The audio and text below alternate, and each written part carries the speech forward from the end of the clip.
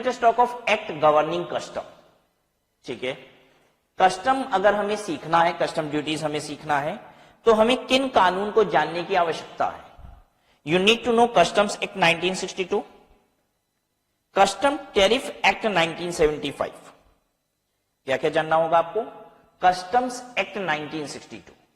ये customs act 1962 में क्या है? लॉ, कस्टम ड्यूटी किस पे लगेगी, क्या लगेगी, कैसे लगेगी, ये सारी बात। ठीक है, एंड कस्टम टैरिफ एक्ट में क्या है? सिर्फ रेट है।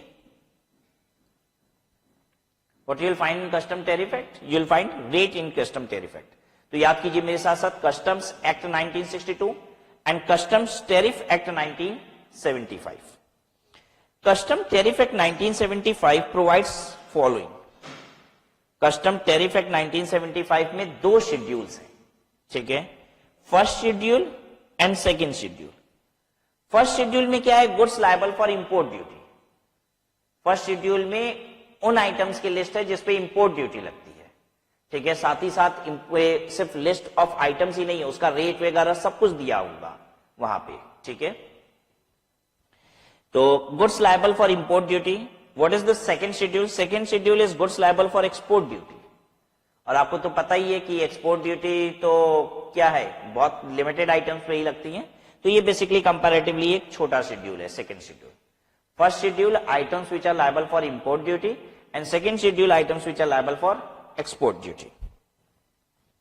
Custom is administered by CBEC under Ministry of Finance. Custom is administered by CBEC under Ministry of Finance.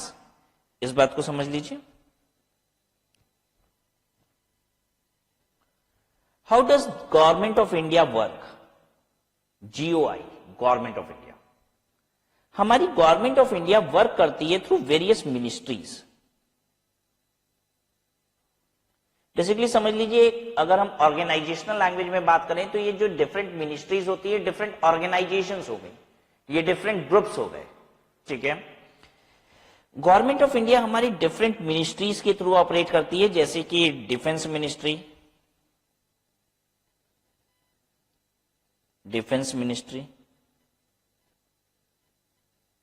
Finance ministry, ठीक है, होम मिनिस्ट्री, ठीक है, और भी क्या क्या मिनिस्ट्री है? एक्सटर्नल अफेयर मिनिस्ट्री,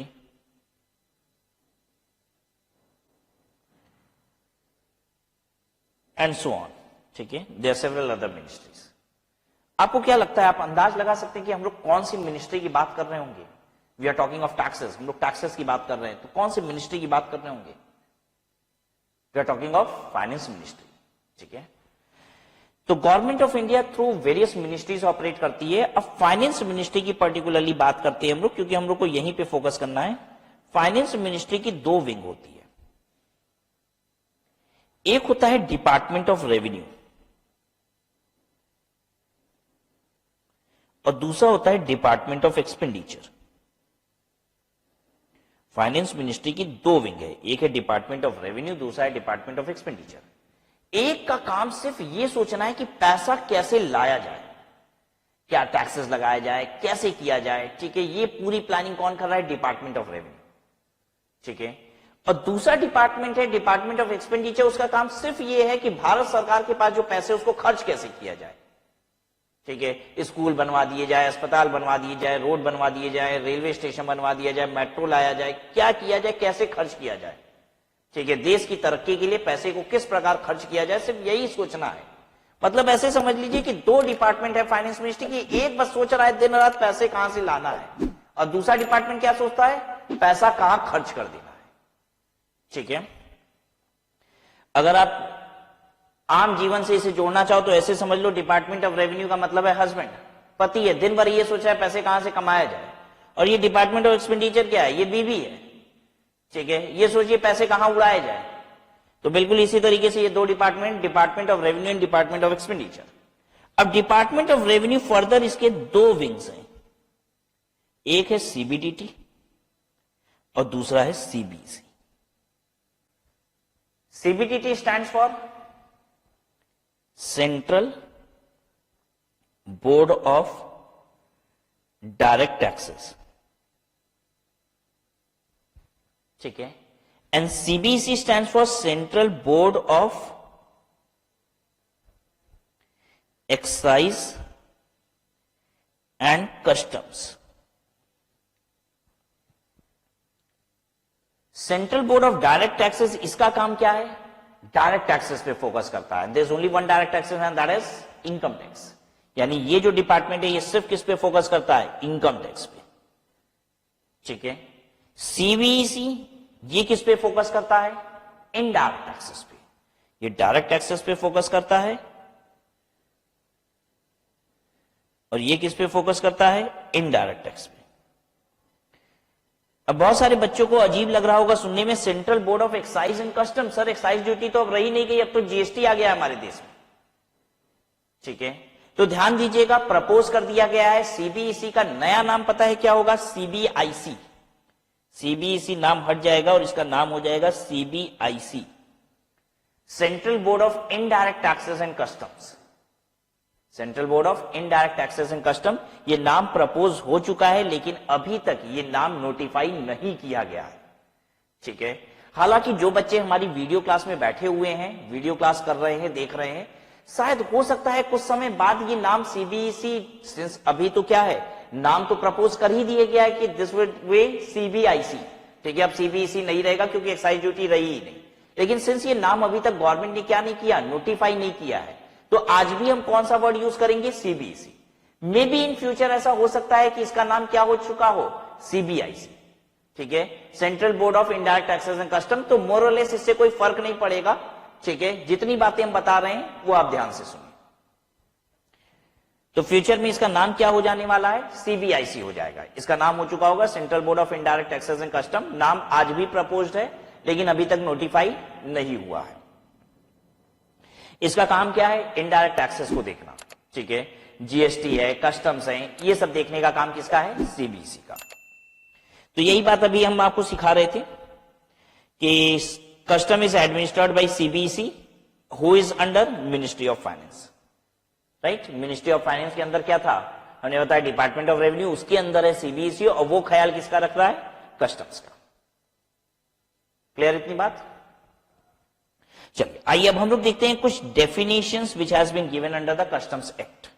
ठीक है, these definitions we are studying from customs act 1962। यहीं पे ये सारी डेफिनेशन दी गई हैं। कस्टम्स एक्ट एप्लीकेबल कहां पे है? कस्टम्स एक्ट 1962 ये एप्लीकेबल है इंडिया में। ठीक है, और बहुत सारी जगह पे वर्ड इंडिया को यूज किया गया है। इंडिया के बाहर माल ले जाया जाएगा, इंडिया के अंदर माल लाया जाएगा, ऐसे ऐसे कई वर्ड यूज किए गए। तो ये बात समझना जरूरी है कि व्हाट इज दिस इंडिया। ठीक है, तो let us see how has India been defined in customs act 1962। तो देखिए definition, India includes the territorial water of India. India का मतलब क्या है? India includes territorial water of India. देखिए ये है हमारा भारत देश।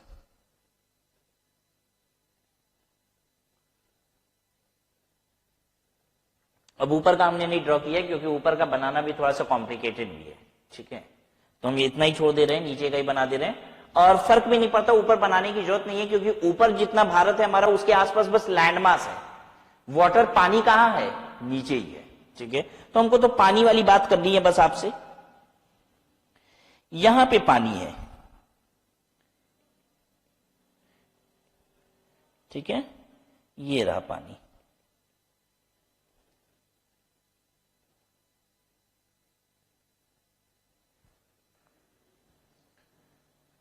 What it says, India includes territorial water of India. और टेरिटोरियल वाटर ऑफ इंडिया का मतलब होता है 12 नॉटिकल माइल तक का पानी, अप टू 12 नॉटिकल माइल्स का पानी। ठीक है, कहां से नापा जाएगा ये 12 नॉटिकल माइल्स? ये लैंड मास से नापा जाएगा। ये जो बाउंड्री दिख रही है आपको, this boundary, can you see this boundary? यहां से 12 नॉटिकल माइल्स को नाप देना है। यहां से मेजर करिए कितना? 12 नॉटिकल माइल्स। अब 12 नॉटिकल माइल्स के पास से एक लाइन बनाइए। ये हर तरफ से ये 12 नॉटिकल माइल लीजिए पानी में। ठीक है, ये डिस्टेंस भी कितना है? 12 नॉटिकल माइल। ये डिस्टेंस भी कितना है? 12 नॉटिकल माइल। ये 12 नॉटिकल माइल्स तक का जो पानी है वो भी इंडिया है। अब आप पूछेंगे सर ये नॉटिकल माइल क्या होता है? पता है जब जमीन नापनी होती है तो आप कैसे नापते हैं? मीटर में, किलोमीटर्स में। लेकिन पानी में मीटर और किलोमीटर नहीं होता, पानी में क्या होता है? Nautical miles. पता है अगर एक नॉटिकल माइल्स कितना होता है? 1 nautical mile is equal to 1.852 kilometres. अगर आपको कन्वर्ट करके जानना होगी सर मोटा मोटी एक नॉटिकल माइल कितना होता है, तो ऐसे समझ लीजिए 1.852 किलोमीटर इज 1 नॉटिकल माइल। बात समझ में आ गई? अब 12 नॉटिकल माइल तक का पानी भी क्या है? इंडिया है। तो इंडिया का मतलब सिर्फ इंडिया की धरती नहीं है, ठीक है? पानी में भी 12 नॉटिकल माइल तक का पानी भी क्या है? इंडिया है, हमारा देश है। ये कहता है कस्टम का कानून। आइए आगे सुनते हैं। इंपोर्ट। इंपोर्ट किसे कहा जाता है? साधारण आम बोलचाल की भाषा में अगर बात करें तो इंपोर्ट तो बड़ी आसान सी चीज है। विदेश से जब हमारे देश में माल आता है तो वो क्या है? इंपोर्ट। आइए सुनते हैं इंपोर्ट की डेफिनेशन क्या है यहां पे। Import means bringing goods into India from a place outside India. Bringing goods into India from a place outside India.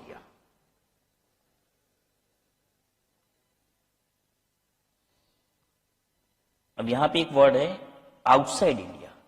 India क्या होता है ये तो समझ ही गए। Bringing goods into India, India क्या है? धरती भी इंडिया है और 12 नॉटिकल माइल तक का पानी भी क्या है? इंडिया है। आउटसाइड इंडिया क्या होता है? आउटसाइड इंडिया का मतलब होता है beyond 200 nautical miles. 200 nautical mile के बाहर आउटसाइड इंडिया कहलाता है।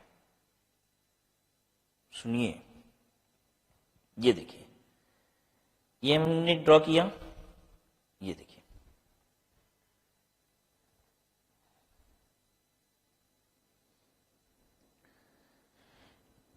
ये है 12 नॉटिकल माइल्स, इतना है 12 नॉटिकल माइल्स। अब हम क्या कह रहे हैं देखिए, ये देखिए, ये हमने यहां से मेजर किया, यहां से यहां तक लैंड मास से नाप रहे हैं। ध्यान दीजिएगा, ये लैंड मास है, यहां से नाप रहे हैं, ठीक है? यहां से यहां तक जो है ये दूरी, ये 200 नॉटिकल माइल है, ठीक है? अब इसके बाहर जो एरिया है वो आउटसाइड इंडिया है। जो ग्रीन पेन से अब मार्क है ये आउटसाइड इंडिया है। यानी इंपोर्ट कब होता है? अब ध्यान से समझिएगा, इंपोर्ट कब होता है? अगर एक माल यहां से, मतलब इस ग्रीन लाइन के बाहर से, अगर एक माल यहां से कहां जाए? इन इंडिया, आउटसाइड इंडिया से इंडिया में आ जाए। इंडिया कहां पे है? यहां पे आना चाहिए, यहां तक आना चाहिए, जरूरी है यहां तक? नहीं, इंडिया कहां तक है? 12 नॉटिकल माइल तक का पानी भी इंडिया है। तो अगर माल यहां तक आ गया, देखिए यहां से यहां तक माल आ गया तो ये इंपोर्ट हो गया। यहां पे आउटसाइड इंडिया है, ध्यान दीजिएगा, ये लैंडमास की बाउंड्री है हमारे देश की, ठीक है? ये हमारे देश की धरती की बाउंड्री। वहां से 200 नॉटिकल माइल के बाहर से अगर कोई सामान आया और कहां तक आ गया? हमारे देश की बाउंड्री से 12 नॉटिकल माइल तक में भी आ गया तो ये तो इंडिया है ना, ये भी इंडिया है। अगर यहां से माल यहां तक आया तो ये क्या कहलाएगा? Import of goods. सबको बात समझ में आ गई? तो what is import? Bringing goods into India from a place outside India, ठीक है? चलिए अब इस बात को ध्यान से समझिए, कितनी बड़ी बात कही गई है। हमने आपको बताया था कि जब आप इंपोर्ट करते हो तो टैक्सेस लगते हैं, ठीक है? जब आप इंपोर्ट करते हैं तो टैक्सेस लगते हैं, जबकि एक्सपोर्ट पे तो गवर्नमेंट बड़े सारे बेनिफिट्स भी देती है आपको, ठीक है? तो इंपोर्ट और एक्सपोर्ट को बहुत अच्छे से समझिए, कब हमें टैक्सेस देने हैं कब नहीं देने हैं। ये इंपोर्ट का केस है, आउटसाइड इंडिया से माल कहां आ रहा है? इन इंडिया, यहां पे आ रहा है। क्लियर है? Means bringing goods into India from place outside India commences. Import शुरू हो गया, ये कब कहा जाएगा? Import commences when the goods enter the territorial water of India. पता है, जैसे ही टेरिटोरियल वाटर ऑफ इंडिया में गुड्स आता है, देखिए ये है, यहां पे टेरिटोरियल वाटर ऑफ इंडिया है, यहां पे जैसे ही गुड्स आया, ठीक है? ये रहा टेरिटोरियल, ये रेड लाइन जो है ये टेरिटोरियल वाटर ऑफ इंडिया, इसके अंदर इधर, ठीक है? जैसे ही माल इस रेड लाइन को क्रॉस किया, ठीक है, तो गुड्स कहां पे आ गया? टेरिटोरियल वाटर ऑफ इंडिया में आ गया। हम कहते हैं इंपोर्ट शुरू हो गया। इसे क्या बोला जाता है? इंपोर्ट शुरू हो गया। ठीक है, खत्म कब होगा? बट कंप्लीट्स, इंपोर्ट खत्म कब हो जाता है?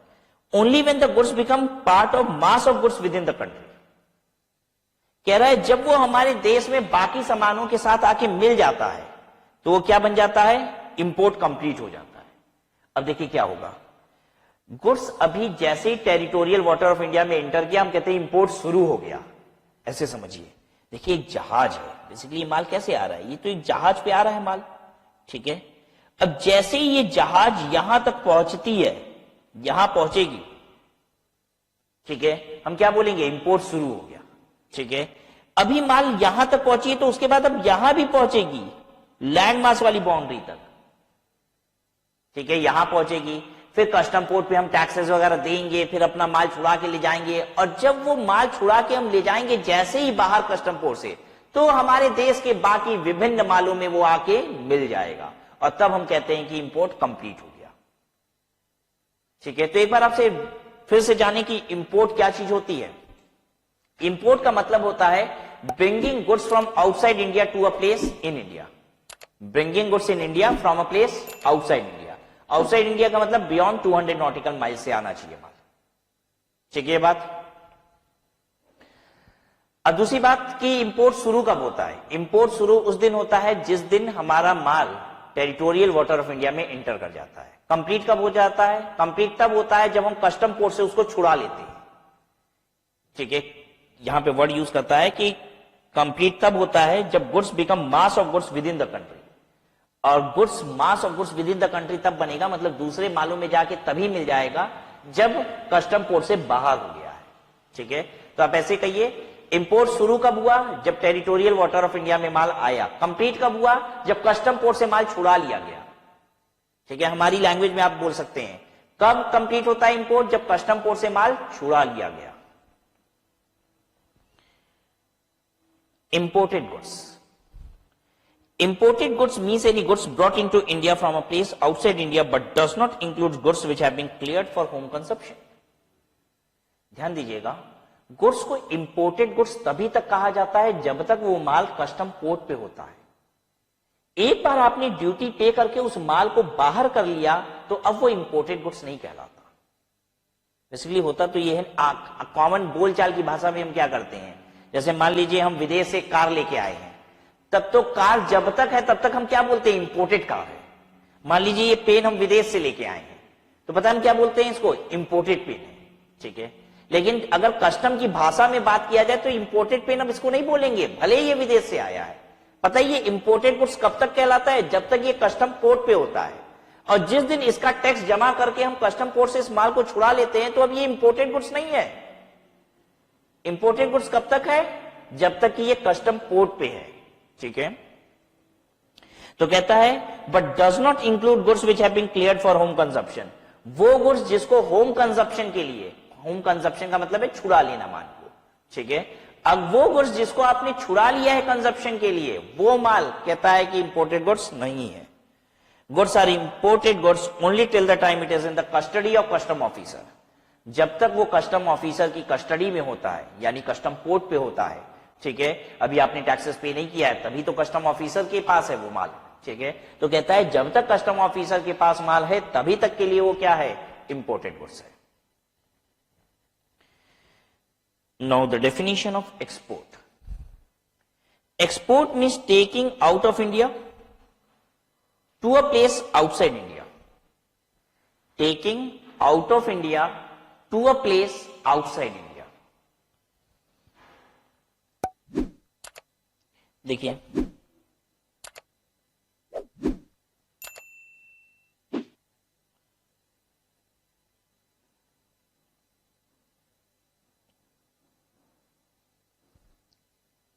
ये 12 नॉटिकल माइल है, यहां तक इंडिया है। टेकिंग आउट ऑफ इंडिया, यहां से बाहर ले जाना है। ठीक है, टेकिंग आउट ऑफ इंडिया, इस रेड बाउंड्री से अब बाहर ले जाओगे तो इसे कहा जाएगा taking out of India to a place outside India. मतलब अगर आप माल यहां से घुमाए और वापस यहां ले आए तो ये एक्सपोर्ट नहीं है। आपको माल बाहर ले जाना है और वो बाहर ही रहना चाहिए। Taking goods out of India to a place outside India. देखिए, अगर हम 12 नॉटिकल माइल्स तक के बाहर माल ले गए तो ये तो क्या, अगर सिर्फ गवर्नमेंट इतनी डेफिनेशन बोलती, export means taking goods out of India, India के बाहर ले जाना एक्सपोर्ट है, taking goods out of India is export. तो 12 नॉटिकल माइल के बाहर हम माल ले जाते, एक्सपोर्ट हो जाता, और फिर घुमा के शिप को वापस ले आते। और गवर्नमेंट एक्सपोर्ट पे इंसेंटिव देती है, हमको इंसेंटिव मिल जाते सारे। तो गवर्नमेंट कह रही है ये एक्सपोर्ट नहीं है। एक्सपोर्ट क्या है? Taking goods out of India to a place outside India. Taking goods out of India, India के बाहर ले जाओ, लेकिन आउटसाइड इंडिया ले जाओ। ठीक है, तो आपको क्या करना पड़ेगा, यहां से बाहर माल ले जाना तो पड़ेगा ही, लेकिन आउटसाइड इंडिया में ही छोड़ देना होगा उस माल को, तब इसे एक्सपोर्ट कहा जाएगा। ठीक है, तो इंपोर्ट की डेफिनेशन, एक्सपोर्ट की डेफिनेशन हमने देखी। Now coming to definition of goods. As per section 222 of the customs act, the term goods includes, goods की डेफिनेशन में क्या क्या चीजें आती हैं? Vessel, aircraft, vehicle. Vessel, aircraft, vehicle, goods क्या है? ठीक है, वेसल मतलब शिप, एयरक्राफ्ट मतलब हवाई जहाज, व्हीकल मतलब रोड व्हीकल्स। ठीक है, अगर समुद्र से माल आता है तो वो किस पे आता है? वेसल पे आता है, शिप पे। अगर हवा से माल आता है, बाई एयर माल आता है, तो वो किससे आता है? एयरक्राफ्ट से। और बाई रोड अगर माल आता है, जैसे कि अगर माल पाकिस्तान से आना होगा, भूटान से आना होगा, बांग्लादेश से आना होगा, चाइना से आना होगा, तो बाई रोड भी आ सकता है माल। ठीक है, तो वहां पे जो कन्वेंस यूज होता है उसको हम क्या बोलेंगे? व्हीकल।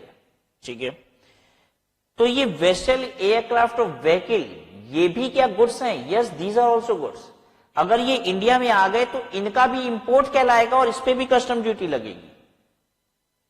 लेकिन ये वही वेसल, एयरक्राफ्ट और व्हीकल गुड्स कहलाएंगे जिनका इंडिया में आना इस कारण से था तो कि वो इंडिया में ही उपयोग हो।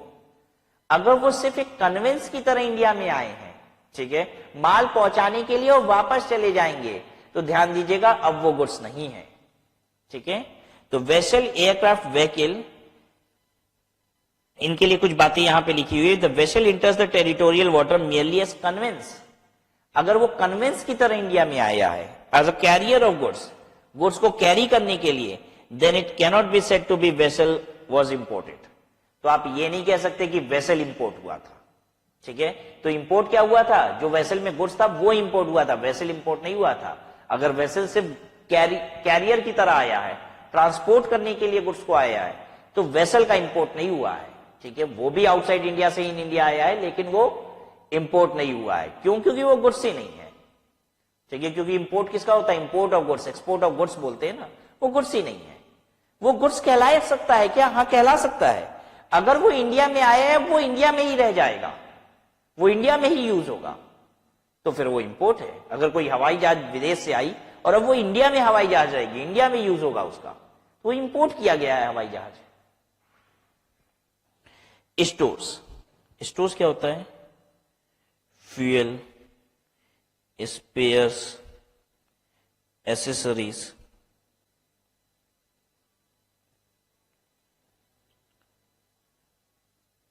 फ्यूल जो भी इस जहाज में डलता है, वेसल में, शिप में, व्हीकल में, वो फ्यूल।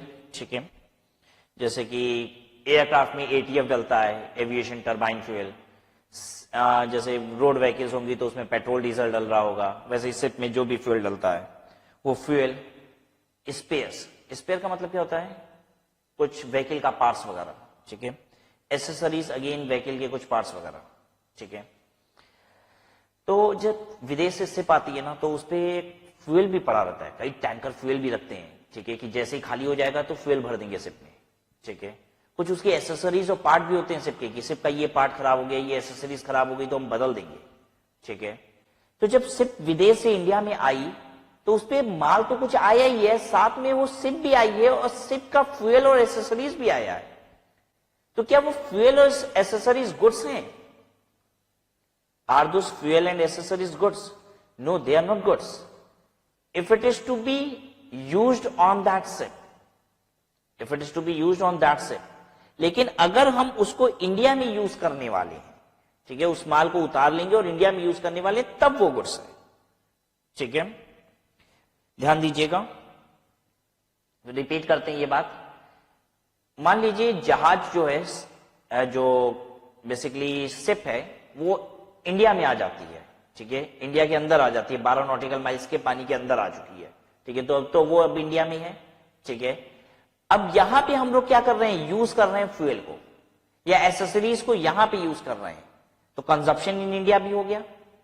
तो क्या इसे इंपोर्ट मान लिया जाएगा? नहीं, इसे इंपोर्ट तब माना जाएगा जब इस माल को उतारा जाए इंडिया में और अब इंडिया में यूज किया जाए। ठीक है, उस व्हीकल पे अगर यूज होगा तो ध्यान दीजिएगा, इसको इंपोर्ट नहीं कहा जाएगा। ठीक है,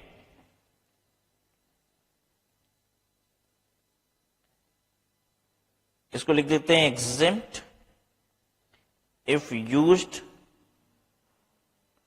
on vehicle used as carrier। जिस व्हीकल को कैरियर की तरह यूज किया जा रहा है, उसी व्हीकल में अगर ये सब कुछ यूज होगा, इंडिया में यूज होगा, तो भी इस पे टैक्स नहीं लगेगा, ये एग्जेम्प्ट रहेगा। ठीक है, बैगेज, बैगेज का मतलब होता है पर्सनल लगेज।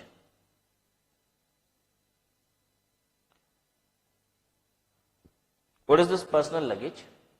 जब हम विदेश से घूम के आते हैं तो शॉपिंग वगैरह करके आए हैं कुछ, ये जो हम शॉपिंग करके लाते हैं, क्या इस पे टैक्सेस लगते हैं? मान लीजिए हम यूएस गए थे घूमने, ठीक है, और 5-6 दिन घूम के आए हैं वहां से, तो बड़ी सारी शॉपिंग भी करके आए हैं, तो अब इंडिया में हम जब लेके आएंगे वो माल, तो क्या उस पर टैक्स देना पड़ेगा? हाँ, अगर हम विदेश से शॉपिंग करके लाते हैं तो इंडिया में आएंगे तो हमें टैक्स देना पड़ेगा। इसी को कहा जाता है बैगेज। ठीक है, पर्सनल लगेज को कहा जाता है baggage, that is also goods. हाँ, हालांकि आपको बता दीजिए, हम लोग पढ़ेंगे जब बैगेज रूल्स पढ़ेंगे तो वहां पे आपको बताएंगे कि थोड़ी बहुत शॉपिंग की है तो उस पर टैक्स नहीं लगता है, एक लिमिट दी गई है वहां पे, वो वहीं पे बताएंगे आपको कि एक लिमिट दी गई है, उस लिमिट से ज्यादा की अगर आप शॉपिंग करते हो ना, तभी टैक्सेस लगेंगे। ठीक है, ये नहीं कि हम विदेश गए थे 2 शर्ट खरीद के ले आए तो उस पर भी टैक्सेस लगेगा, नहीं, उस पर नहीं लगता। ठीक है, तो जब जरूरत पड़ेगी वहां पे पहुंचेंगे तब आपको बताएंगे। अभी हम गुड्स की डेफिनेशन बता रहे हैं, तो गुड्स की डेफिनेशन में क्या क्या आता है? कन्विंस भी आ जाते हैं, हाँ, जो कन्विंस यूज हो रहा है वो भी आ जाते हैं। स्टोर्स भी गुड्स की डेफिनेशन में, बैगेज गुड्स की डेफिनेशन में, करेंसी एंड नेगोशिएबल इंस्ट्रूमेंट। हम विदेश से करेंसी लेके आए हैं, विदेश गए थे घूमने, कुछ डॉलर्स मेरे पास हैं जेब में, ठीक है, और तो और कुछ नेगोशिएबल इंस्ट्रूमेंट्स हैं, चेक्स वगैरह हैं, ठीक है, ये विदेश से आप लेके आ रहे हो, क्या ये भी गुड्स कहलाएंगे? Yes, these are also goods and they are liable for taxes। और तो और आपको ये भी बता दें, कुछ अमाउंट दिया गया है कि आप विदेश से आते समय कितना कैश अपने पास रख सकते हो। अगर एक सर्टेन लिमिट से ज्यादा अगर आपके पास कैश पाया जाता है तो कैश कन्फिस्केट कर लिया जाता है। कस्टम ऑफिसर वो कैश आपका रख लेंगे, आपसे डिटेल मांगेंगे, आप डिटेल फर्निश करेंगे, उसके बाद वो रिलीज करेंगे। ठीक है, any other kind of movable property, any other kind of movable property, इसके अलावा और कोई भी मूवेबल प्रॉपर्टी है तो वो भी गुड्स है। ठीक है, तो गुड्स क्या है? जो माल आता है वो तो गुड्स है, ये व्हीकल गुड्स है सारे। ठीक है, उस पे स्टोर्स जो है वो भी गुड्स है, बैगेज हमारा गुड्स है, अगर घूमते हुए हम कुछ लेके आ गए, जेब में करेंसी वगैरह विदेश से लेके आए हैं वो भी इंपोर्ट है, चेक वगैरह पड़ा है वो भी गुड्स का इंपोर्ट है। ठीक है, any other kind of movable property is also goods.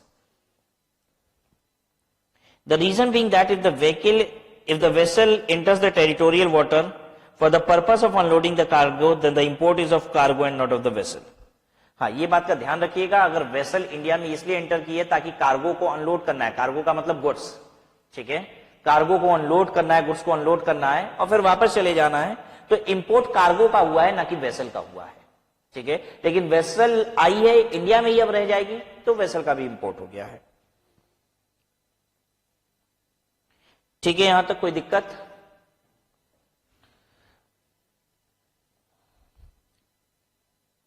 Convince, as per section 219 of the custom act defines conveyance includes a vessel. Conveyance का मतलब होता है वेसल, एयरक्राफ्ट और व्हीकल। अगर समुद्र से आएगा तो वेसल पे आएगा, हवा से आएगा तो एयरक्राफ्ट से आएगा, और अगर जमीन से आएगा तो व्हीकल से आएगा। Coastal goods. As per section 27 of the customs act, the term coastal goods means goods other than imported goods transported in a vessel from one port in India to another. Coastal goods means goods other than imported goods transported in a vessel from one port in India to another port. अगर India के एक port से दूसरे port पर माल ले जाया जा रहा है तो उसे कोस्टल गुड्स कहा जाता है। ठीक है, ये इंपोर्टेड गुड्स नहीं होता, ये विदेश से नहीं आया है, ये माल इंडिया का ही है और एक पोर्ट से दूसरे पोर्ट पे जा रहा है। ठीक है, रिपीट करते हैं अपनी बात। ये इंडिया, यहां तक है टेरिटोरियल वाटर ऑफ इंडिया। ठीक है, ये एक पोर्ट है। पोर्ट क्या होता है? समुद्री तट। ठीक है, समुद्री किनारा जिसको हम कहते हैं। ठीक है, एक ही ये पोर्ट है। ठीक है, इस पोर्ट से इस पोर्ट पे माल जो जा रहा है। ठीक है, देखिए ध्यान दीजिएगा, ये पानी में तो जा रहा है लेकिन इंडिया का ही पानी है। ये 12 नॉटिकल माइल तक का पानी क्या कहलाता है? भारत। ये हमारा भारत देश है, ये पानी भी हमारा ही है। ठीक है, अगर इंडिया के इस पोर्ट से, और ये अंदर जो है ये लैंड मास है। लैंड मास कितना है? जमीन कितनी है? धरती हमारे देश की, ये लाल वाली है धरती है, ये हमारे देश की ये धरती है। ठीक है ना, तो इस जगह से यहां से ये माल उठ के यहां पे आया है, एक पोर्ट से दूसरे पोर्ट पे आया है, तो इस जो माल यहां से यहां ट्रांसफर किया गया इसको क्या बोला जाता है? Coastal goods. ठीक है, what do we call it?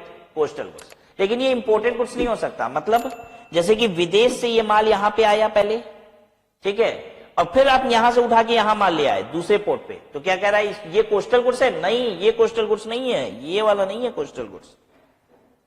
जो माल इंडिया से इंडिया में ही जाता है एक पोर्ट से दूसरे पोर्ट पे, उसको कोस्टल गुड्स कहते हैं। विदेश से माल एक पोर्ट पे आया, एक समुद्री तट पे आया, और उसको उठा के दूसरे समुद्री तट पे ले जाएंगे, तो क्या उसे कोस्टल गुड्स कहेंगे? नहीं, उसको कोस्टल गुड्स नहीं कहेंगे। The term coastal goods means goods other than imported goods transported in a vessel from one port in India to another. Under section 71D of the Customs Act 1962, the Central Board of Excise and Custom may by notification in the official gazette appoint the port which alone shall be coastal ports for carrying on of trade in coastal goods for any class of such goods with all or any specified port in India. कह रहा है government चाहे तो CBEC, in fact CBEC चाहे तो notify कर सकती है एक पोर्ट को कोस्टल पोर्ट की तरह। ठीक है, मतलब इसका मतलब ये हो गया कि एक पोर्ट को ही आइडेंटिफाई कर सकती है कि this is a coastal port. मतलब यहां पे विदेशी माल नहीं आएगा, यहां पे अपने देश का ही माल आप क्या कर सकते हो? ला सकते हो। ठीक है, तो कह रहा है कि सीबीएसई चाहे तो किसी एक पोर्ट को कोस्टल पोर्ट की तरह नोटिफाई कर सकती है। कोस्टल पोर्ट की तरह अगर नोटिफाई हो गया कोई भी पोर्ट, तो इसका मतलब हो गया कि उस पोर्ट पे इंपोर्टेड गुड्स नहीं आएंगे, बस कोस्टल गुड्स आएंगे। ठीक है, मतलब अपने देश का ही माल दूसरे पोर्ट से यहां पे आ सकता है। तो कह रहा है सीबीएसई चाहे तो ऐसे कुछ पोर्ट्स को नोटिफाई कर सकती है कि that it is coastal ports. समझ में आ गई बात सबको?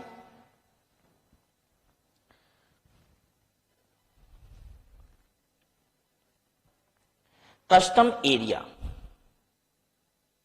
कस्टम एरिया किसे कहते हैं? जैसे जो पोर्ट्स होते हैं ना, समुद्री में तट जहां पे माल विदेशों से आता है, तो वहीं पे कस्टम स्टेशन होता है। ठीक है, कस्टम स्टेशन का कि वो जगह जहां पे माल को रखा जाता है बिफोर इंपोर्ट एंड एक्सपोर्ट, ठीक है, उसी एरिया को कहा जाता है custom area. As per section 211 of the customs act, custom area means the area of a custom station and includes any area in which imported goods or exported goods are ordinarily kept before clearance by the custom authority. Basically जैसे ही आपको माल, जैसे मान लीजिए विदेश से आपका माल आया है, ठीक है, तो जब आप छुड़ाने जाते हो तो आप शिप पे से उतार के सीधे नहीं लेके आ रहे हो। शिप पे से माल आया तो कस्टम वाले क्या करते हैं? उस माल को उतरवा के एक जगह पे रख देते हैं। ठीक है, फिर आप जब जाते हो तो आप वहां से माल छुड़ा के लेके जाते हो। तो जब आपका माल आया था तो जिस जगह पे लाके रखा गया था उसको कहा जाता है कस्टम एरिया। ठीक है,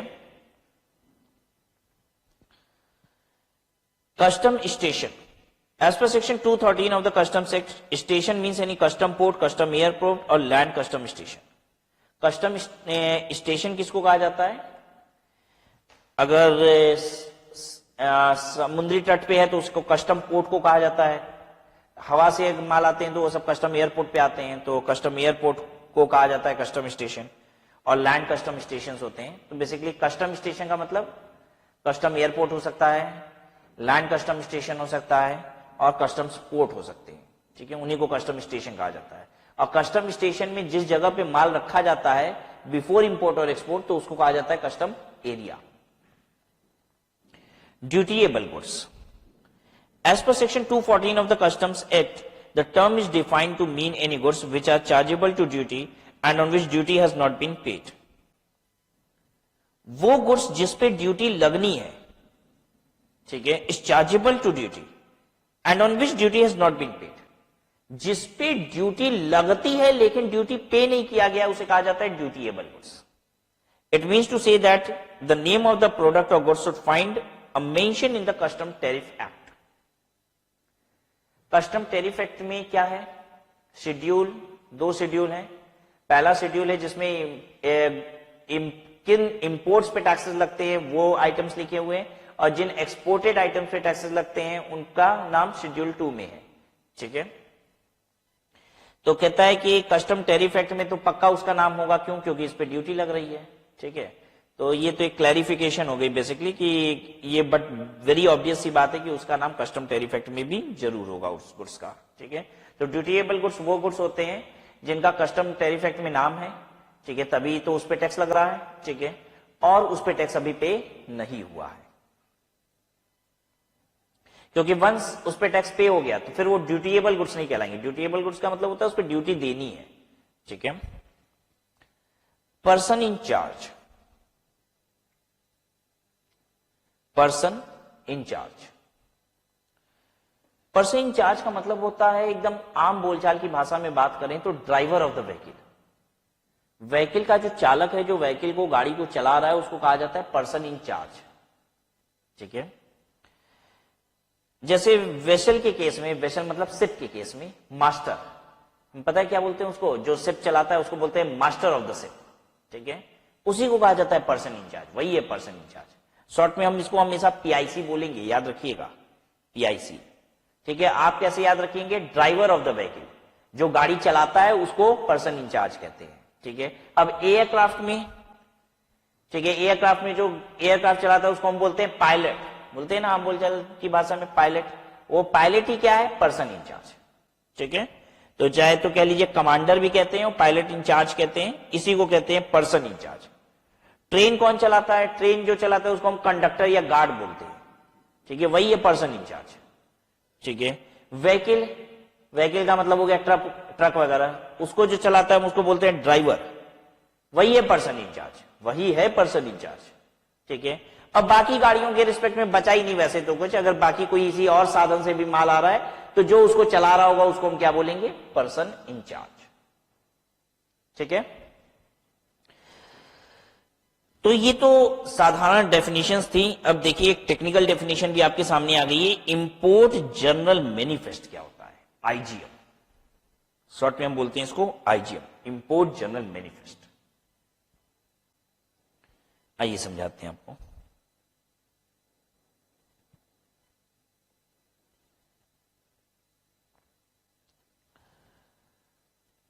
पता है, जैसे ही पोर्ट पे गाड़ी लगा दी जाती है, जैसे कि अगर माल शिप से आ रहा है तो जैसे ही कस्टम्स पोर्ट पे शिप को लगा दिया जाता है तो जो पर्सन इंचार्ज होता है उसकी जिम्मेदारी होती है कि वो आईजीएम पेश करे.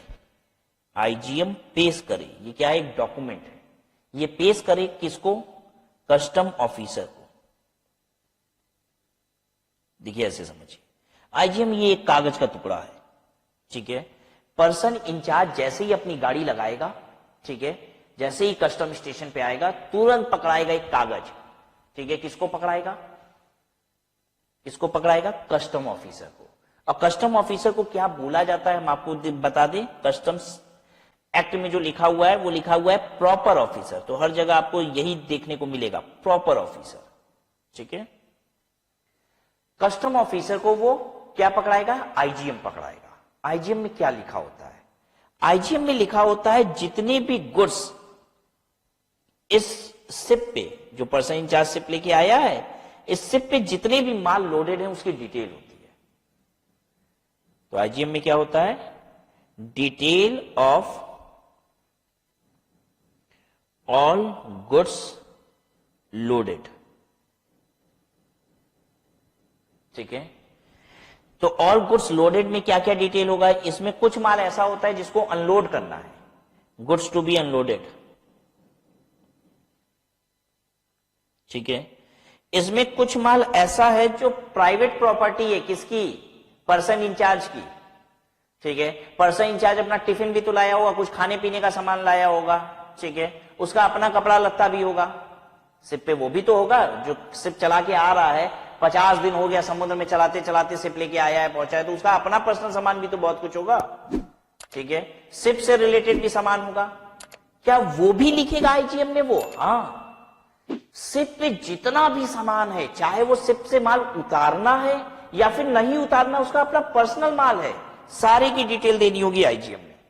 ठीक है, तो हम यहां पे लिख रहे हैं private property of person incharge. Person incharge की प्राइवेट प्रॉपर्टी में क्या था, पर्सन इंचार्ज की एक गोल्ड चेन भी थी उसी में। ठीक है, हाँ भाई गोल्ड चेन पहन के आया था, रास्ते में उतार के रख दिया था, वो भी पड़ी है शिप में, वो भी लिखेगा। ठीक है, पर्सन इंचार्ज के पास एक रिवॉल्वर भी है। ठीक है, वो भी रखा हुआ है शिप में, वो भी नोट करना पड़ेगा। हाँ, अच्छा रिवॉल्वर क्यों लेके आया होगा, शिप चला रहा है, उसको रिवॉल्वर कर गया काम में। एक बार पहले भी पता है हमने पूछा था बच्चों से कि ये बताओ कि बच्चों की वो रिवॉल्वर लेके आए, रिवॉल्वर का क्या काम होगा, तो एक बच्चे ने बताया सर समुद्री डाकू से बचाने के लिए। उन्होंने नहीं, समुद्र में कहा डाकू डकैती हो रही है। ठीक है, वो बेसिकली क्या होते हैं, कभी कभी ऐसे जानवर आ जाते हैं सामने, ठीक है, ऐसी ऐसी बड़ी बड़ी मछलियां कोई छा गई, ठीक है, जिनसे बचाना है अपने आप को, तो उसके लिए वो लोग गन वगैरह भी रखते हैं। ठीक है, तो goods to be unloaded, private property of person incharge. और सुनिए अब इसके बाद, गुड्स इन ट्रांजिट, वो डिटेल देगा गुड्स इन ट्रांजिट का भी। गुड्स इन ट्रांजिट क्या होता है पता है, इस शिप में, ये बड़ी सी शिप है, ऐसे बड़ा बनाए तब आपको समझ में आएगा, ये बड़ी शिप है, इसमें A B C D 4 carton माल रखा हुआ है। ठीक है, 4 cargo A B C D. ठीक है, ये शिप आई है यूएस से, अमेरिका से शिप आई है। इंडिया में पता है क्या उतारना है उसको, ए और बी इंडिया में उतारना है, और सी और डी को लेके ऑस्ट्रेलिया चले जाना है। ये तो ऑस्ट्रेलिया जाएगा माल, ये यहां थोड़ी ना उतरेगा। तो जो शिप में माल रह जाएगा और आगे निकल जाएगा शिप लेके माल को, उसको कहा जाता है गुड्स इन ट्रांजिट। तो इंडिया में जब पोर्ट पे माल उतरेगा तो इंडिया वाले कस्टम ऑफिसर को सारी जानकारी चाहिए, वो पूछेगा ये बताओ कितना माल यहां उतारोगे, उसकी detail, goods to be unloaded, तो बताएगा ए बी, साहब हम ए बी उतारेंगे। फिर कहेगा अच्छा तुम्हारा अपना सामान क्या क्या पड़ा है, तो कहेगा सर मेरा एक गन पड़ा है, मेरे खाने का सामान पड़ा है, मेरी चेन पड़ी है, गोल्ड चेन पड़ी है, ये सब वो बताएगा। अच्छा कुछ माल आगे भी लेके जाना है क्या इसमें से, हाँ साहब सी और डी आगे लेके जाना है। सबको बात समझ में आ रही है कि आईजीएम में क्या क्या होता है। आईजीएम में क्या होगा, सारा माल जितना भी है उस सब की डिटेल, चाहे वो माल इंडिया में उतरेगा या फिर आगे जाएगा। और सुनिए, गुड्स ट्रांसशिपमेंट, अभी हमने क्या बोला था, गुड्स इन ट्रांजिट, अब एक नया वर्ड लिखा हमने, गुड्स ट्रांसशिपमेंट। ये क्या होता है, ट्रांसशिपमेंट का मतलब होता है माल आगे जाएगा लेकिन उस व्हीकल से नहीं जाएगा, उस वेसल से नहीं जाएगा, अब आगे जाएगा दूसरे वेसल से। आइए समझाएं आपको, ये देखिए ये बड़ा जहाज आ रहा है, कहां आ रहा है, ये इंडिया आ रहा है बड़ा जहाज। ठीक है, इसमें 4 माल है, ए बी सी डी। ये ए और बी इंडिया में उतर गया, ठीक है, और फिर उसके बाद ये सी और डी भी उतरा, ये सी और डी को उतार के छोटे जहाज में लाद दिया गया। ठीक है, और ये छोटा जहाज अब लिया और लेके दूसरे देश में चला गया। तो सी डी को पता है क्या कहा जाएगा? Goods transshipment. क्या बोलेंगे बच्चों? Goods transshipment. अगर सी और डी इसी जहाज में आगे चला जाता तो पता है सी और डी को क्या बोलते? तब बोलते गुड्स इन ट्रांजिट। अगर सी डी इसी जहाज में जाता, बड़े वाली जहाज में ही आगे बढ़ जाता ना, तो इसे बोलते गुड्स इन ट्रांजिट। ठीक है, उतर के दूसरे जहाज से अब माल जाएगा तो उसे कहेंगे गुड्स ट्रांसशिपमेंट। अच्छा, बड़ा छोटा मत रट लीजिएगा। ठीक है, बड़ा छोटा तो हमने आपके दिमाग में एक इमेज बैठाने की कोशिश की कि अब सिंस माल कम हो गया है तो बड़ी जहाज ले जाके आगे क्या करेंगे। ठीक है, अरे भाई बड़ी वाली जहाज में फ्यूल भी तो ज्यादा लगता होगा। ठीक है, छोटी जहाज है तो फ्यूल भी कम लगता होगा, है कि नहीं? बाइक चलाने में और कार चलाने में दोनों में बराबर पेट्रोल लगता है क्या? नहीं ना। बड़ी गाड़ी होगी तो पेट्रोल ज्यादा खाती है। तो भाई माल कम है तो अब हमने सोचा कि अब बड़ी गाड़ी से क्या करने ले जाएं, तो छोटी गाड़ी से ले जा रहे हैं, इसलिए हमने छोटा बड़ा बोल दिया। छोटा बड़ा से मतलब नहीं है, मतलब बस इतना है कि अगर सेम गाड़ी में माल जाएगा तो गुड्स इन ट्रांजिट है, बदल के गाड़ी माल जाएगा तो क्या कहलाएगा? Goods transshipment. क्लियर सबको? तो हमको ये सारी डिटेल क्या करनी है? दे देनी है आईजीएम। यही होता है आईजीएम। तो आईजीएम बेसिकली एक डॉक्यूमेंट है जिसमें गुड्स की सारी डिटेल को पर्सन इंचार्ज कस्टम ऑफिसर को पकड़ाता है जब वो गुड्स शिप को लेके कहां पे आता है? पोर्ट पे आता है।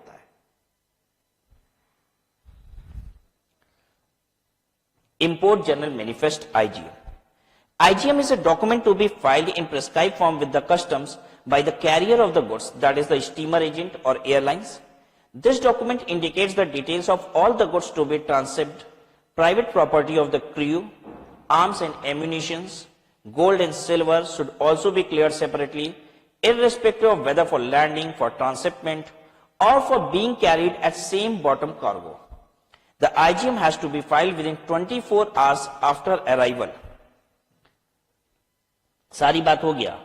Irrespective of whether for landing, माल उतारना है, ट्रांसशिपमेंट करना है, सेम कार्गो में आगे ले जाना है, मतलब गुड्स इन ट्रांजिट है। IGM has to be filed within 24 hours after arrival of the ship or aircraft. 24 घंटे के अंदर अंदर IGM पेश कर देना होगा।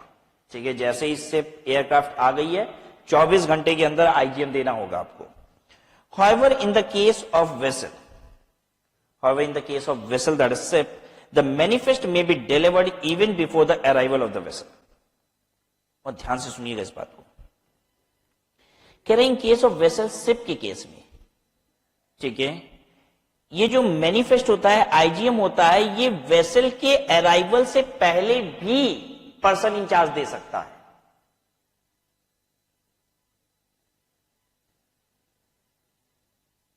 ठीक है, ये क्या मतलब है इसका? शिप अभी पहुंची ही नहीं है कस्टम स्टेशन, उसके पहले ही उसका ड्राइवर क्या कर रहा है? आईजीएम दे रहा है। पॉसिबल है क्या? हाँ पॉसिबल है। आपको कुछ समय बाद ये बात पता भी चल जाएगी कि ये कैसे पॉसिबल है। आपको हम बता दें, हमारे देश में लगभग 70% जो इंपोर्ट होते हैं वो समुद्र से होते हैं, सी से होते हैं। पता है, एयर से नहीं होता, हवाई जहाज से नहीं आता माल विदेशों से, वो बहुत महंगा पड़ता है। ठीक है, और रोड से कनेक्टिविटी कितने देशों से है? बहुत लिमिटेड देश हैं जिनसे रोड से कनेक्टिविटी है हमारी। ठीक है, तो पता है ज्यादातर माल हमारे देश में अगर विदेशों से आ रहा है तो कहां से आ रहा है? समुद्र के जरिए आ रहा है।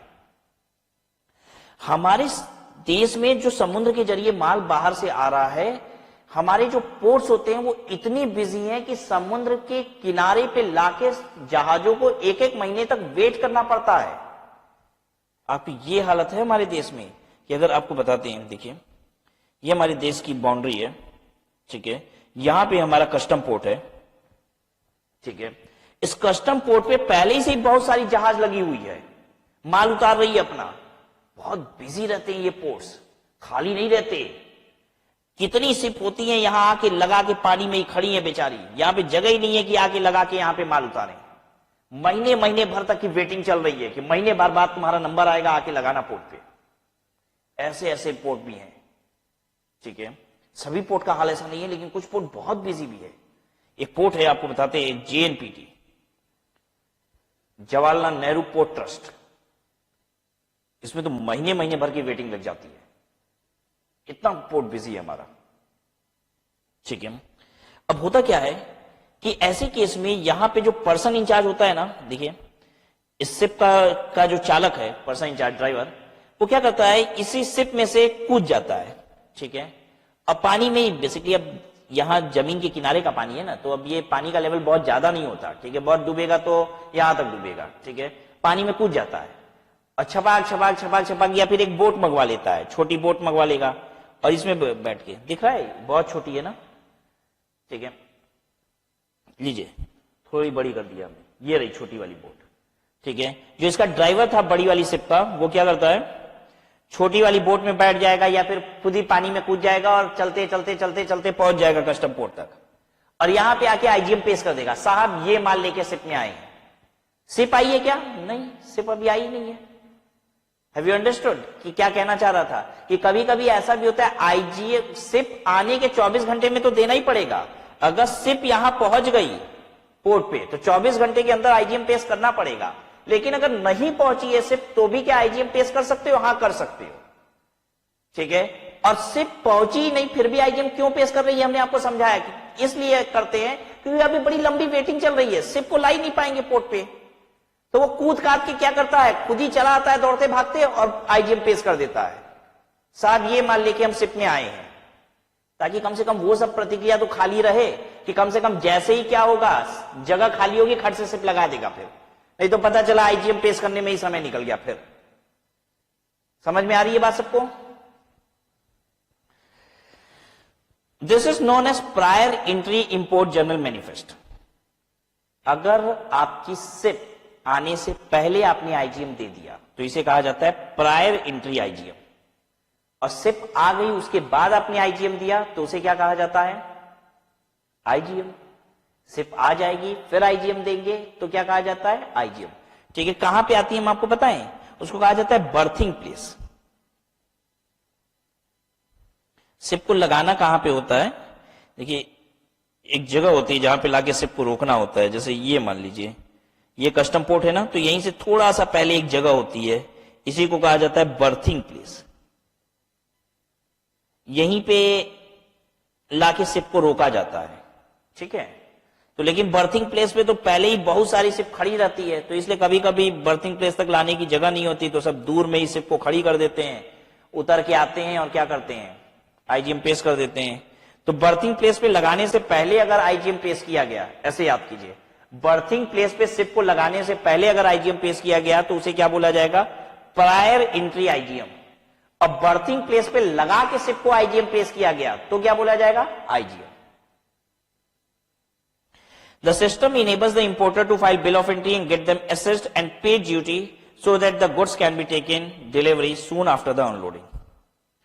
इससे फायदा ये होता है बेसिकली कि IGM पेश होने के बाद ही इंपोर्टर को बिल ऑफ एंट्री फाइल करनी होती है। बिल ऑफ एंट्री क्या होता है?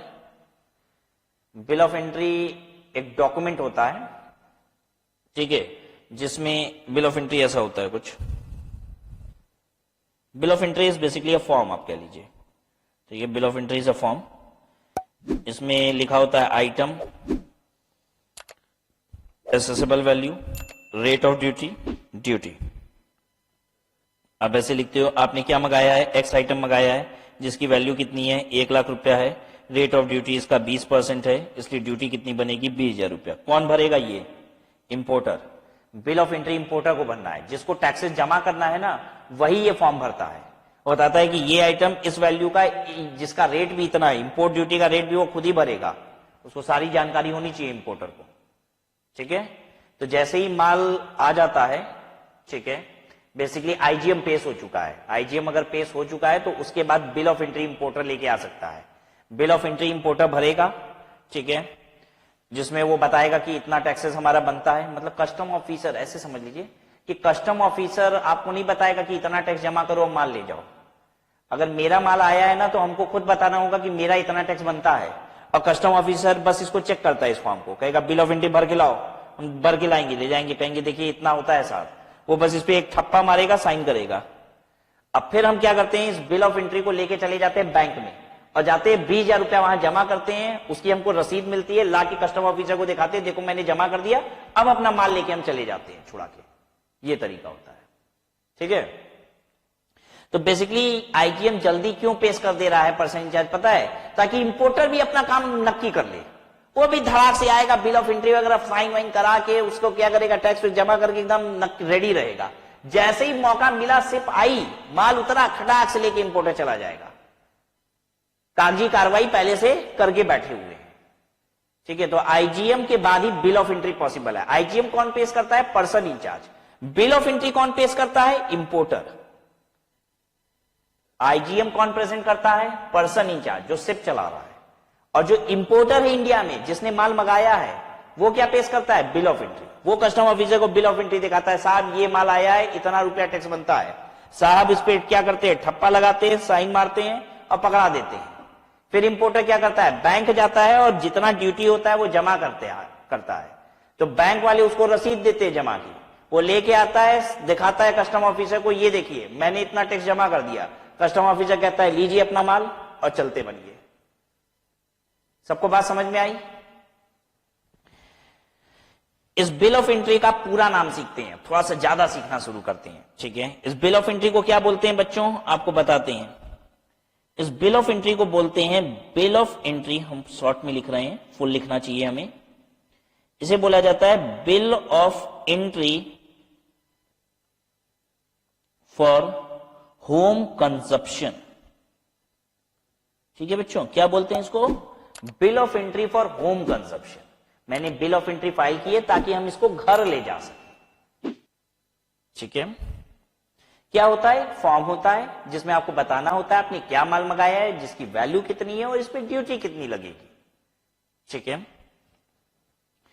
क्या आपको bill of entry for home consumption he file करना आवश्यक है, नहीं। एक और बिल ऑफ एंट्री है जो आप फाइल कर सकते हैं, वो कहलाता है bill of entry for where housing.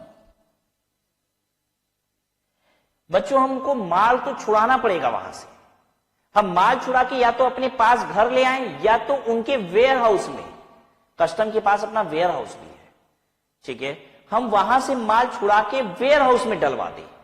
Port पे माल पड़ा नहीं रहेगा, आपको बताया ना पोर्ट बहुत बिजी है, ठीक है। आपका माल हटेगा नहीं तो दूसरे का माल कैसे उतरेगा वहां पे, तो माल तो वहां से तुरंत हटाना पड़ेगा बच्चों, ठीक है।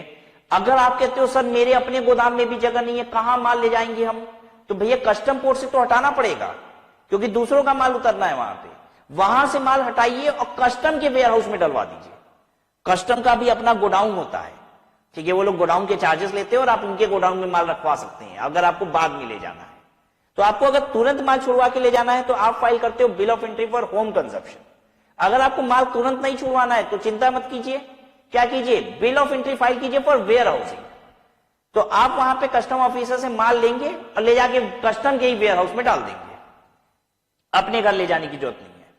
हाँ, अगर आपने वेयर हाउस में डाला तो फिर एक दिन कभी ना कभी तो आओगे वेयर हाउस से छुड़वाने के लिए, कस्टम के गोदाम से माल को छुड़वाने के लिए। तो कस्टम के गोदाम से जब माल आपको छुड़वाना होगा तो एक बार फिर से बिल ऑफ एंट्री फाइल करनी पड़ेगी और उस बिल ऑफ एंट्री को कहा जाता है bill of entry for home consumption, bill of entry for home consumption, उसको कहा जाता है bill of entry for home consumption. Bracket में हम लिख रहे हैं फॉर वेयर हाउस्ड गुड्स।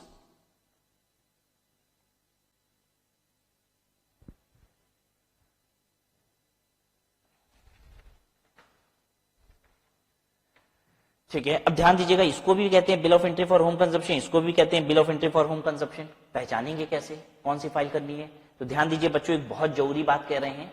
ये वाली जो bill of entry for home consumption होती है ये व्हाइट कलर की होती है। ये फॉर्म का रंग देख के आप पहचान लेंगे। अगर आपको नहीं भी समझ में आ रहा है ना तो जाइए कस्टम ऑफिस में, एक सफेद कलर का जो फॉर्म है वो उठा लीजिए, वो bill of entry for home consumption है, ठीक है। जो bill of entry for warehousing है येलो कलर की होती है, ठीक है। और अगर आपने वेयर हाउस में माल रखा ना फिर आपको होम कंजप्शन के लिए माल छुड़ाना है तो एक दूसरा है ग्रीन कलर की फॉर्म, वो आपको भरना होता है। तो ध्यान दीजिएगा, हम bill of entry for home consumption जब बोलेंगे ना तो व्हाइट कलर अगर बोले तो समझ जाना कि सीधे माल छुड़ा रहे हैं, और अगर हम बोले कि ग्रीन कलर का फॉर्म भर रहे हैं bill of entry for home consumption, तो समझ जाना कि कस्टम के गोदाम में पहले माल रखे थे, फिर वहां से छुड़वा रहे हैं माल को। समझ में आई गई बात सबको? बोलिए क्लियर है कि नहीं सबको? दिमाग पे जोर पड़ रहा है? थोड़ा बहुत चलेगा। अगर थोड़ा बहुत पढ़ रहा है तो पढ़ना भी चाहिए भाई, इतनी जबरदस्त चीज पढ़ रहे हैं हम लोग, कस्टम के कानून को पढ़ रहे हैं, इंपोर्ट एक्सपोर्ट समझ रहे हो, दिमाग पे जोर भी ना पड़े तो हल्का फुल्का पढ़ने दीजिए, ठीक है। तो चलिए एक बार फिर से रिपीट करते हैं, क्या है bill of entry for home consumption. जो आईजीएम किसने पेश किया था? पर्सन इंचार्ज ने। बिल ऑफ एंट्री कौन फाइल कर रहा है? इंपोर्टर, ठीक है। क्यों फाइल कर रहा है? माल छुड़वाने के लिए, ठीक है। माल छुड़वा के क्या घर ले जाना इमीडिएट आवश्यक है? नहीं। अब bill of entry for home consumption भी फाइल कर सकते हो, bill of entry for warehousing भी, ठीक है। हम क्या पोर्ट पे माल छोड़ सकते हैं? नहीं, पोर्ट पे माल नहीं छोड़ सकते हैं। क्यों? अरे हमारे पोर्ट बहुत बिजी है, अपना माल हटाएंगे नहीं तो दूसरों का कैसे उतरेगा, ठीक है। और आपको पता नहीं है, अगर आपने छोड़ दिया ना वहां माल तो बहुत पेनाल्टी लगाते हैं सब, ठीक है। तो माल तो तुरंत हटाना ही पड़ेगा। माल उठा के घर ले जाना है तो bill of entry for home consumption सफेद रंग का फॉर्म भरिए, वेयर हाउस में डलवाना है तो कौन से कलर का फॉर्म भरिए? पीले रंग का। और फिर अगर आपने गोदाम में रखवा दिया और फिर माल छुड़वाना है तो अब हरे रंग का फॉर्म भरिए, तो माल छूट जाएगा, ठीक है सबको?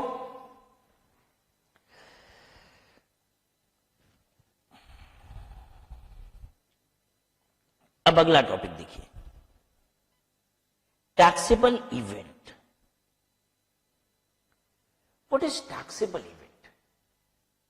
मतलब एक विचित्र बात अब दिमाग में ये आ रही है कि सर माल का इंपोर्ट किस दिन शुरू हुआ? जिस दिन सर यहां पे शिप पहुंची थी ना तो इंपोर्ट तो शुरू हो गया था। तो सर ड्यूटी इस दिन की लगेगी कि नहीं? इंपोर्ट इसी दिन शुरू हो गया, फिर एक दिन माल यहां तक पहुंच गया कस्टम पोर्ट तक, ठीक है। फिर एक दिन आईजीएम पेश किया गया, उसके बाद फिर एक दिन आया जिस दिन हम बिल ऑफ एंट्री फाइल किए, ठीक है। तो सर ड्यूटी किस दिन की लगेगी? Which is taxable event. Mall 12 nautical जहाज यहां पे पहुंच गया सर, तो इस दिन का ड्यूटी लगेगा क्या? इंपोर्ट तो शुरू हो गया है सर, तो क्या ये दिन पे जो ड्यूटी लग रहा है, जो आज कस्टम ड्यूटी का रेट है, क्या वो लगेगा? मान लीजिए यहां कस्टम ड्यूटी का रेट 20% था और जब तक माल यहां पहुंचा तब तक कस्टम ड्यूटी का रेट सरकार बदल दी और अब 15% हो गया, तो सर 20 लगेगा कि 15 लगेगा? और तो और जब आईजीएम पेश किया गया तब तक में फिर रेट बदल गया, बिल ऑफ एंट्री जब तक इंपोर्टर ने फाइल किया तब तक फिर रेट बदल गया, तो सर रेट कौन सा लगेगा? रेट के लिए टैक्सेबल इवेंट क्या है?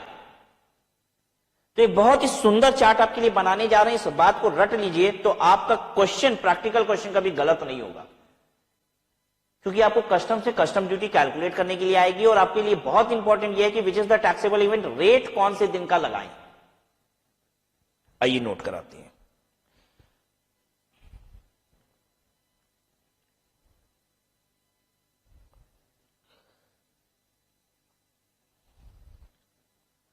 हम आपको बताएंगे रेट ऑफ ड्यूटी किस दिन की होगी और एक्सचेंज रेट किस दिन का होगा। ये भी बहुत इंपॉर्टेंट बात है।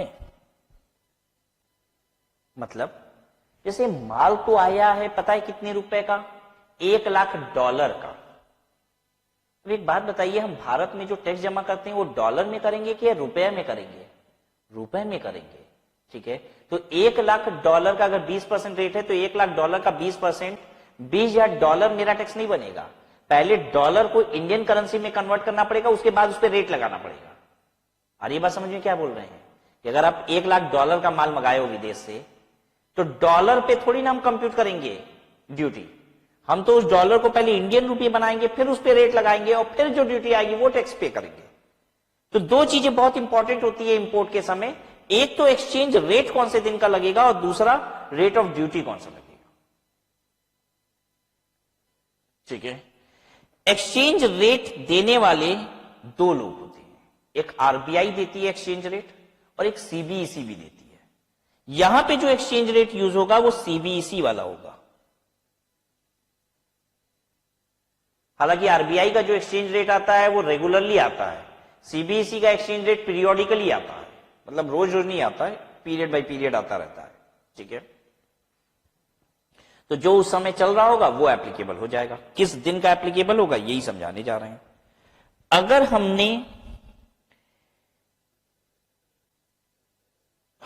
अगर गुड्स का इमीडिएट रिमूवल कर रहे हैं, मतलब तुरंत हम उस माल को हटा रहे हैं for home consumption, immediate removal for home consumption हो रहा है, ठीक है, हम इसको शॉर्ट में लिख दें। ये bill of entry for home consumption को हम शॉर्ट में ऐसे लिखेंगे, bill of entry for home consumption, ठीक है। Bill of entry for warehousing को हम ऐसे लिखेंगे, bill of entry for warehousing, ठीक है, और फिर इसको लिखेंगे bill of entry for home consumption again. अब इसमें और इसमें क्या अंतर होता है, ये कलर से हमेशा हम डिफरेंशिएट कराएंगे आपको, व्हाइट कलर और ग्रीन कलर बोला करेंगे तो आप समझ जाएंगे, ठीक है। HC home consumption, WH warehousing को लिख रहे हैं।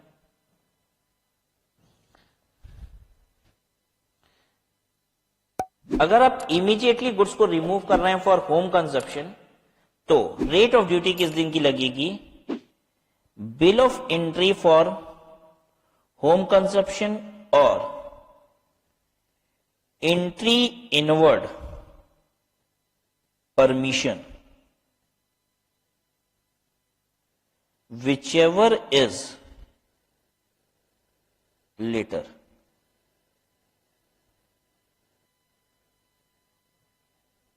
अभी बस लिख के रख लीजिए क्योंकि आपको इनवर्ड एंट्री, इनवर्ड परमिशन वगैरह ये सब नहीं पता। अभी हम नीचे थोड़ा सा बस बढ़ेंगे तो प्रोसीजर शुरू हो जाएगा, और जैसे ये शुरू हो जाएगा तो आपको ये टर्म क्लियर हो जाएंगे। तो अभी हम आपको ये टर्म नहीं समझा रहे हैं, इसलिए क्योंकि इसका रिलेशन बहुत सारी चीजों से है, ठीक है।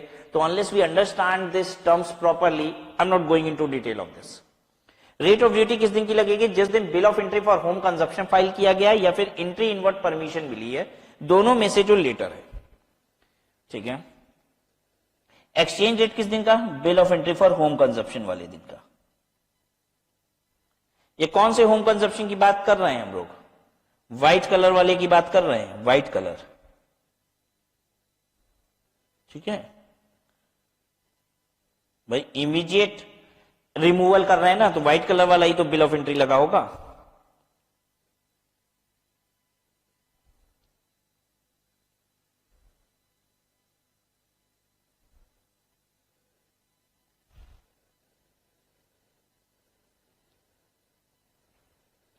अगर आप वेयर हाउसिंग के लिए गुड्स को ले जा रहे हैं क्लियर करके,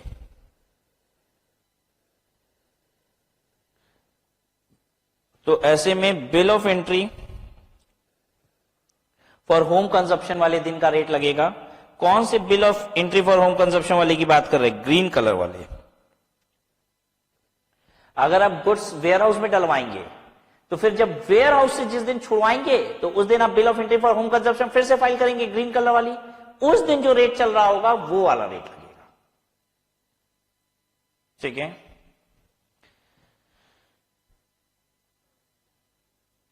एक्सचेंज रेट किस दिन का लिया जाएगा, एक्सचेंज रेट लिया जाएगा bill of entry for warehousing जिस दिन आप फाइल करते हैं। वेयर हाउसिंग वाले दिन का बिल ऑफ एंट्री मतलब कौन सा, येलो कलर वाला, ये है सिस्टम। किस दिन की रेट ऑफ ड्यूटी और किस दिन का आपके ऊपर एक्सचेंज रेट लगेगा, ये बात यहां पे क्लैरिफाई हो गई। इस चार्ट पे हम दोबारा आएंगे, वापस से आएंगे जब आपको हम सारे टर्म फिर से समझा देंगे, ठीक है। ऐसा नहीं है कि हमने bill of entry for home consumption warehousing आपको समझा दिया है, नहीं, बस ऊपर ऊपर से बात की है, ठीक है। नेक्स्ट क्लास में हम आपके साथ डिटेल चर्चा करेंगे bill of entry for home consumption, warehousing, entry inward permission, जितने टर्म्स यहां पे यूज हुए, ठीक है। और जब ये सारे टर्म्स हम यूज कर लेंगे, ठीक है, तब आपको ये बात समझ में आ जाएगी कि what is this taxable event, ठीक है।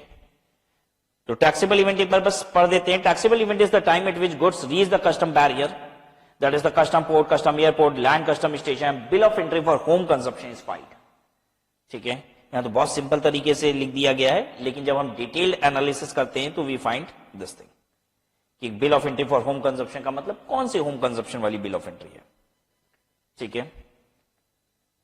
Now, if इसके बाद जो शुरू हो रहा है ये बेसिकली इंपोर्ट के प्रोसीजर्स शुरू हो जा रहे हैं। बेसिकली इंपोर्ट करने का क्या तरीका है, सिर्फ कैसे आती है, क्या होता है, ये सारी बातें यहां पे, ठीक है, जो आपके साथ नेक्स्ट क्लास में डिस्कस करेंगे। और जब ये डिस्कशन करेंगे तो ये सारे टर्म वहां पे आ जाएंगे अपने आप, ठीक है। And then you will get to know कि what is the taxable event. Clear है? तो विल स्टॉप हियर।